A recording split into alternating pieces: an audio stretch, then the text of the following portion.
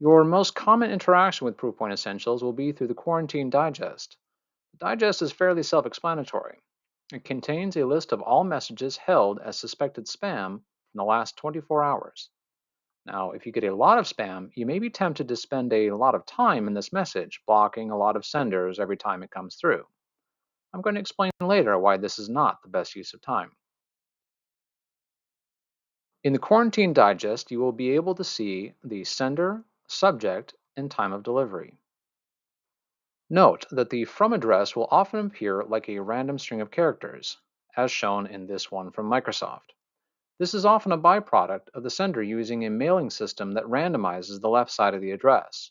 For this reason, it's important to assess the name of the sender as well as the subject and at times the message itself before making an assumption.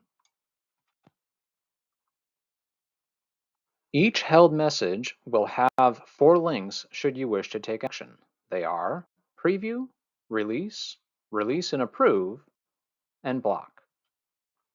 Use Release for messages you know you want to see, but don't necessarily want to auto-allow further messages from that sender. Use Release and Approve for senders that you know are safe and you want to receive all further messages. Block is something I recommend using sparingly. Block rarely works for skillful spammers. Now, I mentioned earlier not to fall into a trap of using the Quarantine Digest to block every sender that looks like spam. Due to how spamming works, this will largely be a fruitless effort. Best to skim the message and take no action.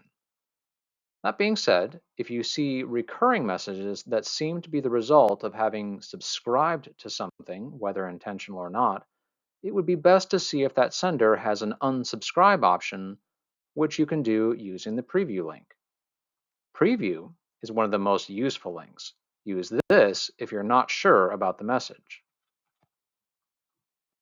Clicking on Preview will open a browser window to display the message. From here, you have the same controls to release, release and approve, and block.